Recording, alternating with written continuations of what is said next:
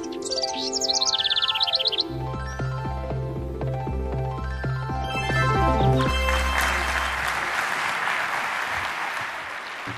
title of this presentation is The Big Question: Environmental Misalignment and the Value War. Human society today has two diametrically opposed systems of economy. One is our traditionally imposed mode of monetary market economics. The other is a physical rule structure emerging from our growing scientific recognition of reality, both environmentally and sociologically. The consequence is an ever-increasing level of social destabilization and an ongoing decline in public health. I've divided this into two brief sections. The first part is called System Clash, Market Efficiency versus Technical Efficiency. To part two, Value Wars, Societal Potential Collapse and Transition, what we're capable of doing, what's in store for us if we don't, how we can get out of this system, etc. Before we begin, part one, economy. What is economy? It's defined in Greek as the management of a household, a definition that's often lost. To economize, what does that mean? It means to increase efficiency. Keep that in mind. Reducing waste. That's what an economy is supposed to be. Defining my terms. We're going to use two terms throughout this presentation. The first is a theoretical notion of an Earth economy, which I'll define as decisions made directly based upon scientific understandings as they relate to optimized habitat management and human health. Production and distribution is regulated by the most technically efficient and sustainable approaches known. Compared to our currently existing market economy, defined, decisions are based on independent human actions through the vehicle of monetary exchange, regulated by the pressures of supply and demand. Production and distribution is enabled by the buying and selling of labor and material provisions, with the motivations of a person or a group, the self-interest, as the defining attribute of unfolding. This is a chart of 7 economic attributes, many more, but this is what I wanted to focus on here. Basically, they are intrinsic to each economy in comparison. Obviously, I'm focusing on the market economy and its relationship to a natural system, what we're calling the Earth economy. The only caveat here with these asterisks are elements of our sociological development based on scientific integrity, scientific ingenuity, the evolution of science and our knowledge of ourselves and the environment. That will be talked about as we go along, as we touch upon each one of these. First point, consumption. In a market economy, the entire thing is based on consumption. The only reason that you're wearing clothes, the only reason you're eating, the only reason that you have a home is because someone somewhere is buying a service or getting a service, exchanging money in some form, and consuming. That's what this system is. What does the natural world have to say about that? What does an Earth economy have to say? Well, in all reason, the Earth is a finite closed system. Preservation, not consumption, should be the ethos. If you lived on an island with a small group of people, and you had a finite amount of resources with a natural generation of growth, a very simplified society, would you decide to make an economic system that tried to use it up as fast as possible? No, and I'm afraid the Earth is an isolated island in a vast sea, cosmic sea, if you will, and is a lot smaller than we think. Point two, obsolescence. The market system is driven explicitly by obsolescence. 2, intrinsic obsolescence. Intrinsic obsolescence being the use of cost efficiency, meaning that every good produced has to be inferior the moment it's made because the corporate institutions must save money at the very beginning of production to remain competitive against everyone else that's competing. Planned obsolescence, which is much more insidious, which is basically a form of fraud, even though it's completely codified and formalized as a marketing tactic, basically designs goods to break down under the assumption of repeat purchases. And it's truly amazing that this exists at all. And what does nature have to say about this? Well, building upon what we've just stated, it's environmentally irresponsible to design goods to fail or allow them to fail unnecessarily. That is basically offensive. We need optimum design to have things last, survive. Point 3, property.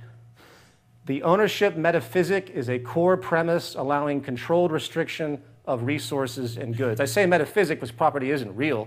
There's no such thing of ownership in the broad scheme, not either intellectual or physical goods. It's all transient.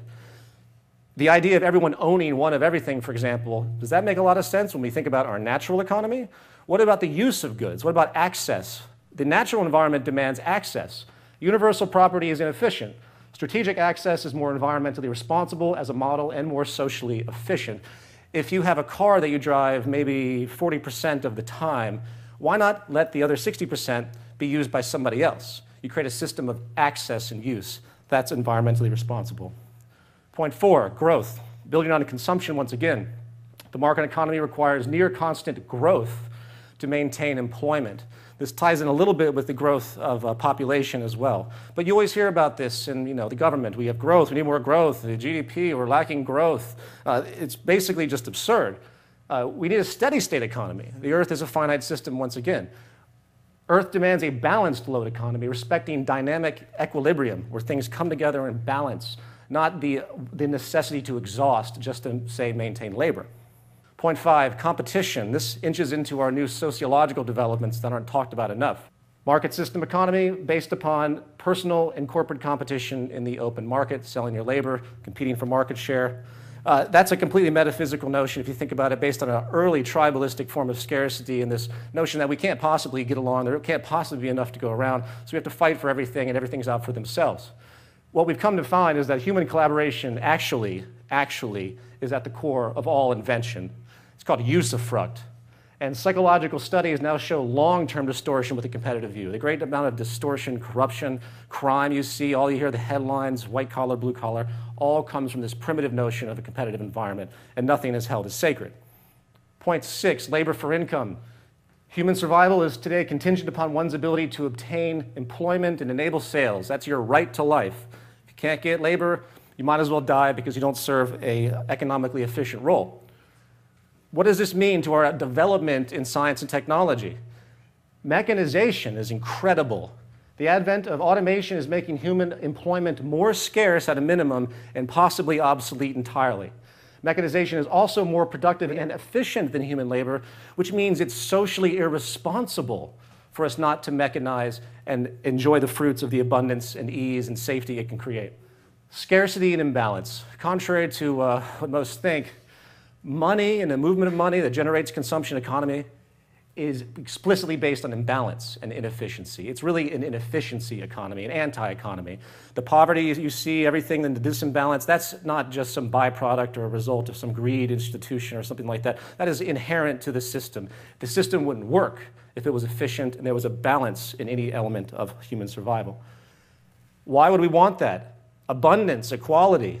New sociological studies have found that equality is much more positive to public health. You compare the United States, a highly stratified society with deep imbalance, to Norway and Sweden that have much less levels of stratification. The public health in those less stratified societies blow us out of the water.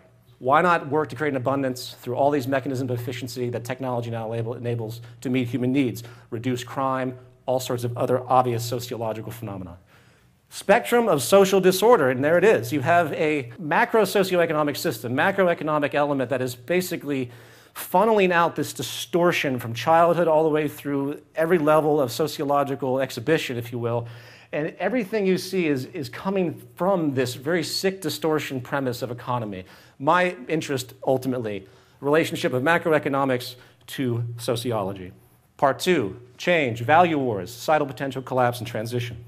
Over here are a series of social problems that you would see in the newspapers, very obvious: abject poverty, unemployment, destabilization, debt collapse, pollution, waste, all of which are completely technically obsolete. None of them have to exist at all. At a minimum, they could be reduced to a very core degree, those that are a little bit more subjective. Removing the environmental and sociological inefficiency inherent to the market and simply applying modern scientific understandings resolves or greatly reduces all of these issues. That is our potential. And since we don't maximize that potential, unfortunately, because of this framework we're in, we're faced with a unique form of collapse that many are not talking about enough. There's 3 nails in the coffin as far as I'm concerned. Unemployment. Sorry to say, based on the way things are going, you're not going to see percentage employment levels that you've ever seen in the past for the human population. It's over.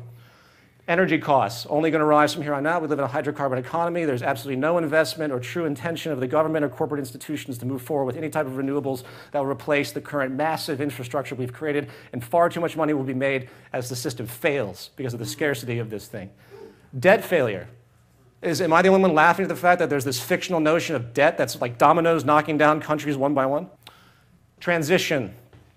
Here's the value war. Of all the times I speak with people about these issues, they tend to understand it, but they have these value associations that hold on to old artifacts of the prior system. It's a value war. How do we get from one to the other?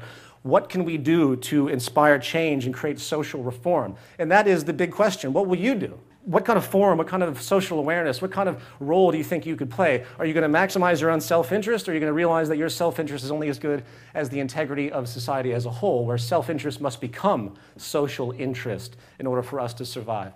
That is the new equation, and that is the big question. Thank you very much. Yeah.